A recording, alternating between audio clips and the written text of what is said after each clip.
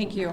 I'm here as governor to bring the full support of the entire state of Michigan to this community.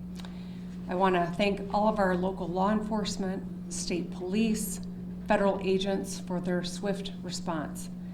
I want to thank local fire and EMS and medical providers for saving lives and caring for those who are still fighting for their lives in the hospital. And thank the incredible Department of Natural Resources Conservation Officer and the local Grand Blanc officer for their brave actions to take down the shooter and their quick response. I think we can see the best of public service in all of these individuals. As I said, I'm here as the governor, but I'm also here as a fellow Michigander whose heart is breaking by another mass shooting in a place that is supposed to be defined by togetherness and a close-knit community here in Grand Blanc. As a state, we know the pain of this too well. We've seen gun violence in our schools, stores, parades, festivals, and our houses of worship. These are places that we go to feel connected, to feel safe, to be together. But today, this place has been shattered by bullets and broken glass. And this might be a familiar pain, but it hurts all the same. Every time. We cannot keep living our lives like this. I know that this community is reeling right now, and I want you to know that the state of Michigan has your back.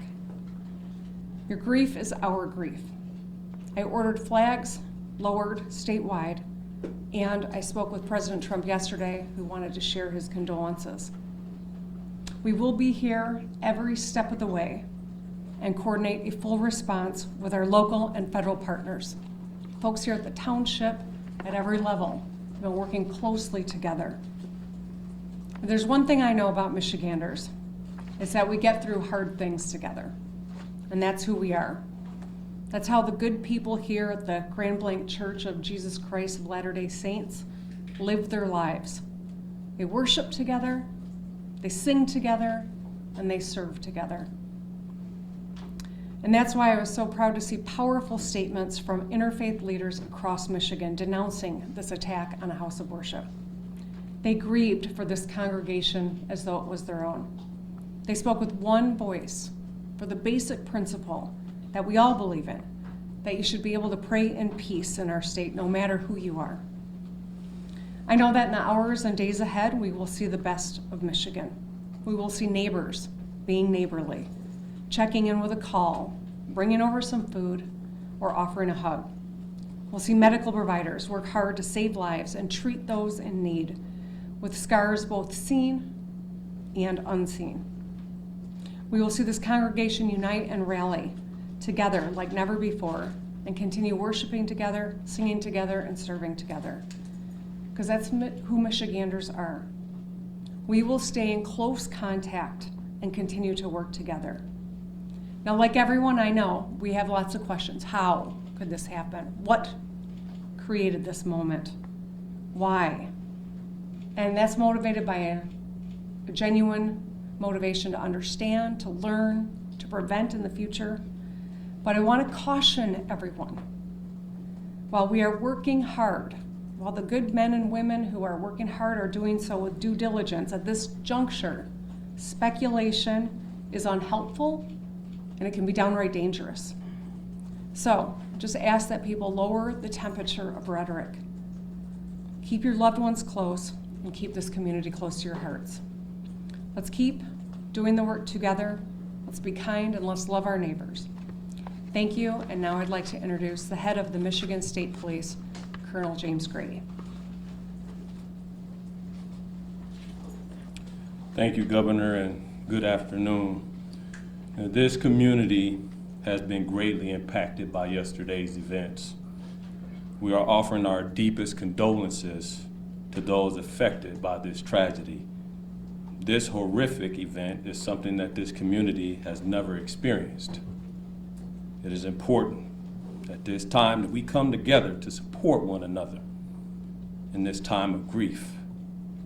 We stand ready and willing to assist both our local and federal partners with any additional needs as this investigation continues. The Michigan State Police immediately responded alongside our public safety partners to secure the scene, provide support to our neighbors, with our emergency support team serving search warrants, the bomb squad and K-19 sweeping numerous locations for evidence and explosives. Additionally, our forensic science laboratories and our special investigation sections continue to investigate the officer-involved shooting and work alongside our federal and local partners. I'd like to take a moment for everybody to remember that last year we put together an initiative called Stop the Plot. While we are committed to keeping our community safe, we also need your help. Again, it takes everybody. 53% of mass attacks leave a trail of clues leading up to them. And 2/3 of mass attackers elicited behavior that caused concerns. So we are asking our communities to stay vigilant, and if you see something suspicious, please contact local law enforcement or 911 immediately. We will keep the family in our prayers here at MSP as they continue to cover and we work together. Thank you for your time. Next up, we will have from the thank you. We will have ATS Special Agent in Charge for Michigan, James Deere. Thank you, Ron. Good afternoon. My name is Jim Deere with ATF. I'm the Special Agent in Charge for ATF Michigan. On behalf of the men and women of ATF, I offer my deepest sympathy and condolences to this community and to the families affected by this tragedy, this horrific act of violence. There is no place in our society for this. There's absolutely no place. But it's become all too common, and as we know, we have become more and more desensitized. This community is hurting, and we are here to help them heal. As part of that healing process, ATF has brought in their national response team. This is a cadre of world-renowned investigators for arson and explosive incidents. They have been used all over the world, and they come from places as far as California, Hawaii, and they're here in Michigan now. They arrived last night, they've briefed, they're examining the scene, and that is what they're doing at this point. From ATF's perspective, I would encourage the community not to travel by the church. Those roads have been blocked off and access is controlled. While that might be a little disheveling for folks, we need that scene security for our investigators as they dig out this scene. So with that in mind, that's our ask for the community. We are also looking at the improvised explosive devices that were recovered during this investigation and looking towards that end as well. I need to introduce the acting Special Agent in Charge for the FBI of Detroit, Michigan, Reuben Coleman.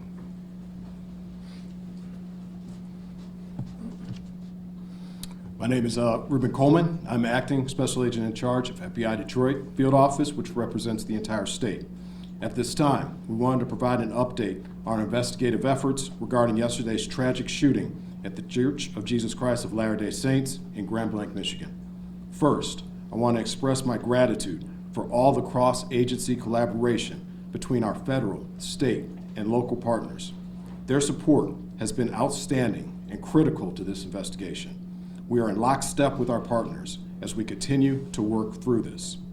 As I mentioned yesterday, the FBI is investigating this as an act of targeted violence, and we are continuing to work to determine a motive. In the past 24 hours, our investigative squads and specialty teams have been out all night, exhausting leads, some of which have been coming in from the public via tips. Our special agents, victim specialists, child advocate forensic interviewers, and local partners have interviewed over 100 victims and witnesses to date and are continuing to interview individuals as we speak. Our Evidence Response Team, or ERT, which is a specialized team of special agents, intelligence analysts, and professional staff, are trained to process crime scenes and collect evidence. They were out all night and continue processing the scene as we speak. our field office has stood up national equities for support. We are engaging with our Behavioral Analyst Unit, or BAU, and have received support from our Quantico Labs Division to analyze evidence collected to date. We received assistance from our FBI field offices across the country to support this case and follow down leads. While our focus is on this investigation, we want to continue to keep the victims and their families in our thoughts as they navigate through this incredibly difficult time. Please continue to reach out to the FBI via 1-800-CALL-FBI or submit tips at tips.fbi.gov. Thank you. Chief? Sure. You prepare in peace to perform in chaos. I saw it live. I saw what you trained for, what you planned for, and then reality hit yesterday morning on a bright sunny day when people went to worship. But what I also saw is every level of government law enforcement work together for the good of the people. What I witnessed was people putting their lives at risk that had 2 months on the job as an EMT, or brand new firefighters, veteran firefighters, and law enforcement, just to bring a sense of stability to a scene that was chaotic and dynamic. As the sheriff of this county, I see the great people every day. But I want this community to know that those ranks in those agencies that were mentioned before me, we worked together. We worked in concert, and we did the job. And there's more to do. I will tell you, the sheriff's office dedicated every county sheriff medic that we had available, patrol, investigators, we did interviews, emergency management, whatever the task was needed. The sheriff's office worked with everybody that you heard and many that you don't know to bring justice and also order to this scene. But I will tell you, the days are continuing. We have 31 marked cars on as we speak, making sure schools that are in session and churches that are planning Bible studies, regardless of faith-based, that they will be protected. Anybody who calls in, we will be there like other law enforcement to settle the community and bring a sense of calmness to people. There is an uncertainty, but law enforcement, especially this sheriff's office, will bring that to you. I will tell you that there are noble heroes who do not wear a uniform that went to that church yesterday. You're going to hear their stories as we lay out this case with law enforcement, but I will tell you this, those heroes from that church did their job. And it was led because of a police department. So law enforcement from this township is led by a chief who demonstrated leadership right out of the gate. And my honor is to announce him as the final speaker, Chief Rennie of Grand Blanc Township. Thank you, Sheriff. Evil. This was an evil act of violence. That's exactly what this was. And this is not Grand Blanc. This does not define Grand Blanc and who we are. We are a community, and I am confident that together we're going to build a stronger community due to this incident. Now, an update, this left 5 people dead, 8 people injured. As I said, this is an evil act and does not define Grand Blanc or who we are. At this time, what we know is everyone has been accounted for. We still are in the process of clearing out that church, but at this time, everyone is accounted for. We ask that you stay away from the scene. Let us work to clear this call so then we can get back to normal. That's what we all want. Grand Blanc Township police officers, the community of Grand Blanc Township, we're hurting. And we know that you are hurting as well with us. I want to remind you that we had the Family Assistance Center open. They will be open Monday and Tuesday at the Genesis Athletic Club from 8 a.m. to 8 p.m. That address is 801 Health Park Boulevard, Grand Blanc, Michigan 48439. Seek service, let's come back together and be stronger together and better. I'll open it up at this time for any questions. I have a question. When it comes to the act of violence, can you define why that is considered an act of violence and not something more serious like terrorism? I will let Agent Coleman speak to that particular question. Yes, as of right now, we are calling it an act of violence as this is an investigation that is continuing. We are continuing to receive leads. We're continuing to run down all information. And once we're able to ascertain definitively what we have, that's when we'll make those statements. But as of right now, this is an act of violence. Can I Thank follow you. up on that, please? You called this an act of targeted violence. Can you tell us who you believe the target was? A specific person, the LDS Church, another group? Well, as of right now, again, as this is an ongoing investigation, what I would say is when I say targeted violence, I mean targeted within our state and within our community. Right now, what we are here for are the families and the victims, and we're going to work diligently in order to make sure we can bring closure for them as well. So can we just With clarify regard to the that? motive, there was some chatter that the suspect's ex-girlfriend was a Mormon or something of that nature, chatter online about that. Is that something that you can speak to, or is it possible motive? That is something I cannot speak to at this point in time. Thank We you. heard that someone was arrested after driving through the barricade near the church. Can you share any information on that, why they were arrested, maybe what their intentions were? Yes, Chief? Yes, I could speak on that. Yes, there was an incident out there. We are still in the process of investigating that incident, whether or not it's related or not. I could tell you that we do have a 21-year-old person in custody for that incident right now. Does the suspect have any prior criminal history or known contact with law enforcement before this? Are you talking about the suspect from yesterday or today? The suspect from yesterday. The suspect from yesterday has been arrested by law enforcement in the past. And the 5 dead, does that include the suspect or is that another? The 5 dead includes the suspect. Can you give any details on what those prior arrests were? Burglary and OWI. What agencies? Genesee County? That I can't give you 100%. Chief, what do we know? Terry. No, so I just want to clarify, no more victims. You searched the church and We have not completed search in the church, but as we know, everyone has been accounted for. That's going to be all the questions that we answered today. If you, this is our last press conference. If there's other pertinent information that develops, we will let you guys all know and post that on our social media account, Grand Blanc Township Police Department Facebook page. Thank you. Oh, I've got paper. Thank you. Sorry.